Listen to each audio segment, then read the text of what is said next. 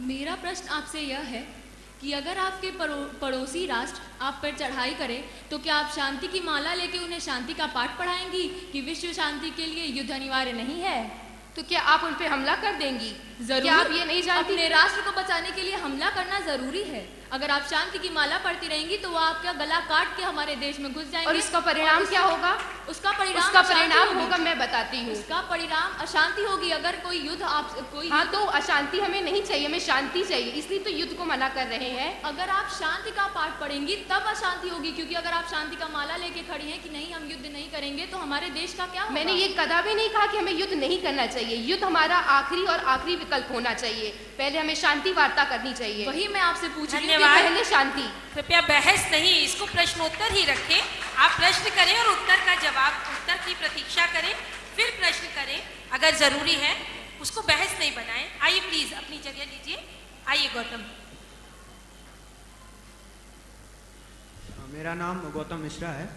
आपने अमेरिका की बात तो सुनी ही होगी, जिसकी सैन्य क्षमता आज विश्व में सबसे ज़्यादा है।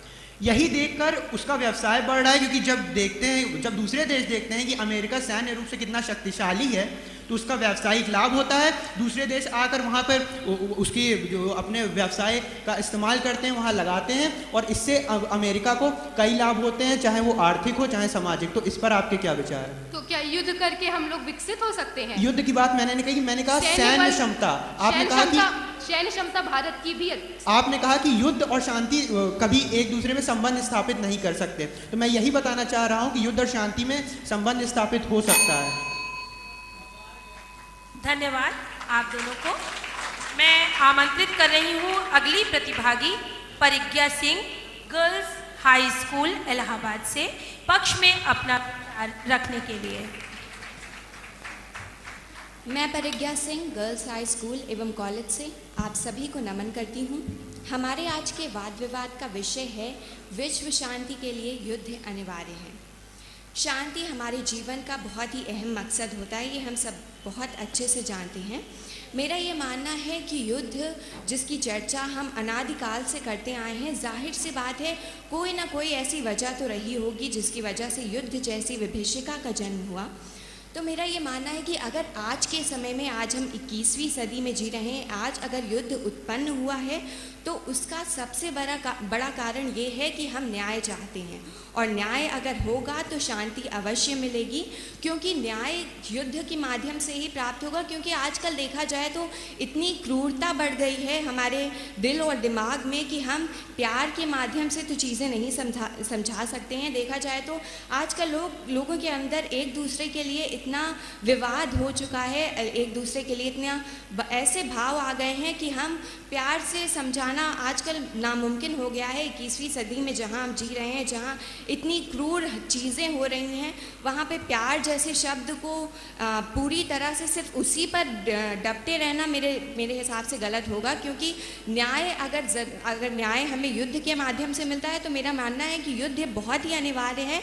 क्योंकि न्याय अगर होगा तो क्या होगा कि जो बेहतर है वो ऊपर आएगा, और बेहतरी अगर है तो वहाँ पर हम एक बहुत ही आगे प्रगति के राह पर चलेंगे, और प्रगति की राह पर अगर हम चल रहे हैं तो मेरा ये मानना है कि शांति ज़रूर अपने आप उत्पन्न होगी।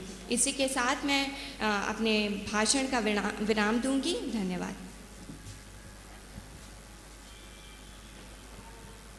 SGC आइए हाँ प्रश्न करने के लिए।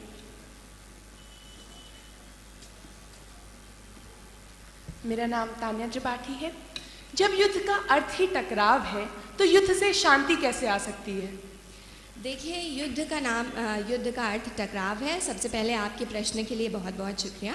देखिए, युद्ध आज के समय में मैं ये कहना चाहूँगी कि युद्ध टकराव भले ही होता है, पर संख्या के माध्यम में अगर हम देखें तो हम जितने लोगों से युद्ध करेंगे उससे कहीं ज़्यादा हम लोगों के अंदर प्यार और शांति लाएंगे। क्योंकि युद्ध करने के बाद हमें कहीं ना कहीं एक तसल्ली मिलेगी कि हाँ, हम जो कर रहे हैं वो सही कर रहे हैं। क्योंकि युद्ध अगर होगा तो हम एक बेहतरी के मार्ग पे चलेंगे, क्योंकि युद्ध के साथ ही न्याय का जन्म होता है, और जहाँ न्याय आएगा वहाँ पर अपने आप शांति का जन्म होगा और शांति वहाँ पर विकसित की जाएगी। और युद्ध की वजह से जितने लोगों के साथ अन्याय होता है उनका क्या? देखिए, युद्ध के साथ भले ही लोगों का अन्याय हो, परंतु युद्ध अगर वहाँ पर मौजूद है तो युद्ध के साथ बहुत से अधिकतर लोगों, देखिए कम हर चीज़ के दो। धन्यवाद। बहुत बहुत धन्यवाद। अच्छा, प्रश्नोत्तर राउंड चल रहा था किंतु समय की बाध्यता है, इसलिए मैं विपक्ष में अपना मत रखने के लिए अमीषा पाठक को आमंत्रित करती हूँ। गर्ल्स हाई स्कूल इलाहाबाद की अमीषा पाठक। नेपोलियन बोनापार्ट ने कहा था कि युद्ध असभ्य लोगों का व्यापार होता है। सुप्रभात, मैं अमीषा पाठक आज के इस विषय के पूर्णतः विपक्ष में अपने विचार प्रस्तुत करना चाहती हूँ। सब कुछ एक तरफ, कुछ भी बोलने से पहले बस मैं आपसे यही पूछूंगी कि प्रथम विश्व युद्ध, द्वितीय विश्व युद्ध, वाटरलू का युद्ध, इन सब जैसे किसी भी युद्ध में जीत किसकी हुई थी और हार किसकी हुई थी? अब आप अवश्य ही अपने इतिहास के पन्नों को दोहराएंगे, सोचेंगे कि हमने पढ़ा क्या था अपनी पुस्तकों में, परंतु इसके पहले मैं बस एक ही बात बोलूँगी, अपने दिल से पूछिए किसकी जीत किसकी हार हुई थी। जीत किसी की नहीं हुई थी और हार संपूर्ण मानव जाति की। आप इस बात से इनकार नहीं करेंगे अवश्य ही। अब बात आती है कि विश्व शांति क्या चीज़ है। विश्व शांति वह स्थिति है जहाँ पर सभी देश आपस में प्रेम से रहें, हर देश के वासी में भाईचारा हो, एक दूसरे की सहायता करने का भाव हो।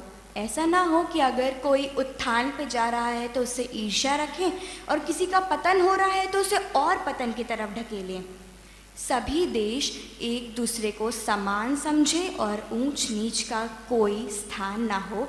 हर ओर शांति एवं हर प्रकार से बस शांति ही शांति हो, यह होती है विश्व शांति। परंतु हम मानव जाति के लोग, समस्या ये है हमारी कि हम इस विश्व शांति का सपना तो देख लेते हैं, लेकिन इसे सत्य करने के लिए कोई कदम उठाना ही नहीं चाहते, क्योंकि हम ईर्ष्या, जलन, द्वेष की भावनाओं में इस प्रकार फंसते चले जा रहे हैं और इस दलदल से खुद को निकालने के लिए राजी भी नहीं हैं।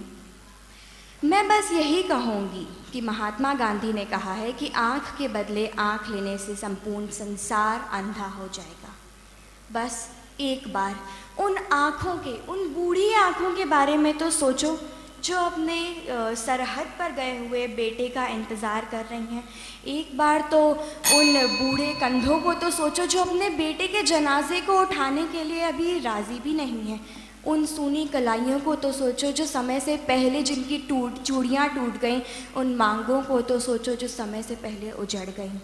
अगर आप यह सोचते हैं कि मानव जाति के जनाजे पर आप अपनी शांति की नींव रखेंगे तो शायद आपको ज्ञान की कमी है। धन्यवाद।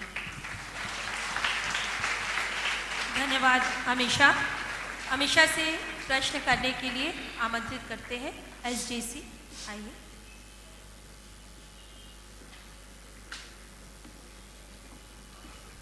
मेरा नाम धैर्य श्रीवास्तव है।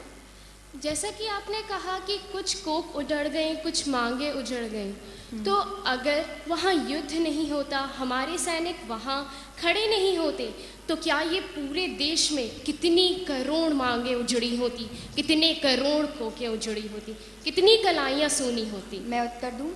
आपके प्रश्न के लिए बहुत बहुत धन्यवाद, परंतु मेरी ये समझ में नहीं आ रहा कि यहाँ पर उपस्थित सभी लोग ऐसा क्यों सोचते हैं कि हमारे सैनिक सिर्फ और सिर्फ वहाँ पर युद्ध करने के लिए हैं। हमारे सैनिक हमारी सुरक्षा करने के लिए और हमारे आत्मविश्वास और आत्मसम्मान की सुरक्षा करने के लिए। युद्ध किसी भी चीज़ का विकल्प नहीं होता। सैनिकों को युद्ध करने के लिए प्रोत्साहित करना कृपया बंद करें। अगर इस पृथ्वी पर अच्छाई है तो बुराई भी है। अगर सामने से बुराई आती है, सामने से युद्ध होता है, तो आप खाली नहीं बैठ सकते, आपको तो युद्ध करना ही हर पड़ेगा। बात में, हर चीज़ में अगर सामने से बुराई आती है। धन्यवाद। धन्यवाद। धन्यवाद।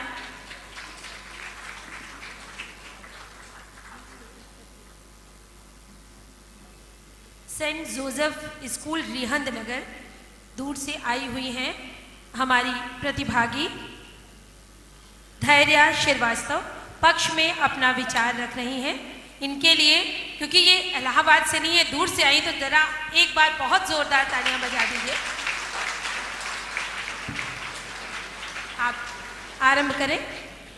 पहले तो आप सभी को मेरा नमस्कार। मेरा नाम धैर्य श्रीवास्तव है।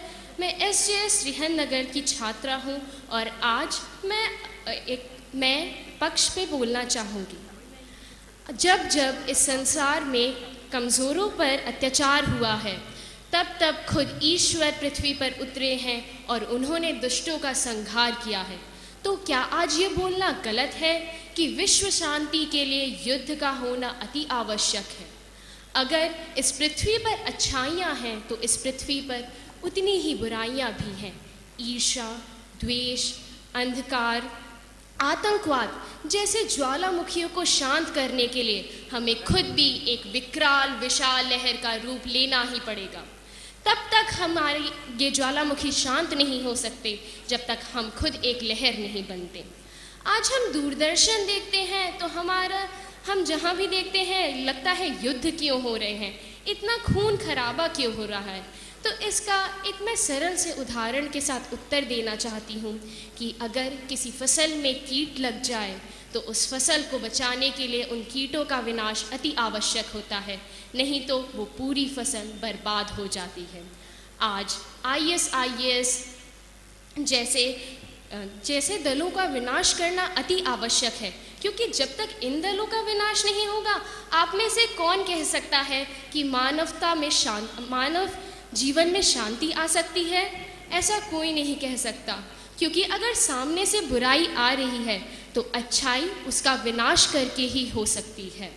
अगर हमें शांति की ज्वाला जगानी है तो हमें अंधकार को चीरना ही पड़ेगा। श्री कृष्ण ने महाभारत इसलिए करवाई थी क्योंकि उनके पास और कोई विकल्प नहीं था। जब बुराई अत्यधिक बढ़ जाए तो हमें अच्छाई के लिए युद्ध तो करना ही पड़ेगा। अंततः मैं अपनी वाणी को लगाम देना चाहूँगी श्री कृष्ण के कुछ शब्दों से जो उन्होंने तब कहे थे जब अर्जुन के हाथ काँप रहे थे अपने भाई बंधुओं पर तलवार चलाने को। क्लैव्यम मास्मगम पार्थ न युपद्यते शुद्रम हृदय दौर्बल्यम त्यक्तोतिष्ठ परंतप, अर्थात हे पार्थ दुर्लभ मत बनो। अगर अच्छाई और न्याय चाहिए तो अपने भाई बंधुओं पर भी तुमको शस्त्र उठाना ही पड़ेगा, और शांति अच्छाई और न्याय से ही आती है, जिसके लिए विपरीत तो क्या हमें अपने भाई बंधुओं से भी कभी कभी युद्ध करना ही पड़ता है। धन्यवाद। अमीशा, आइए आप अपना प्रश्न पूछ सकते हैं। आप सभी के वक्तव्य सुनकर मेरे मन में बस एक ही प्रश्न आता है कि सब लोग आतंकवाद की बातें कर रहे हैं। क्या आपको नहीं लगता कि अगर सभी धर्म आपस में प्रेम रखते, हर तरफ शांति होती, समानता होती, तो आतंकवाद जैसी बुराई को उत्पन्न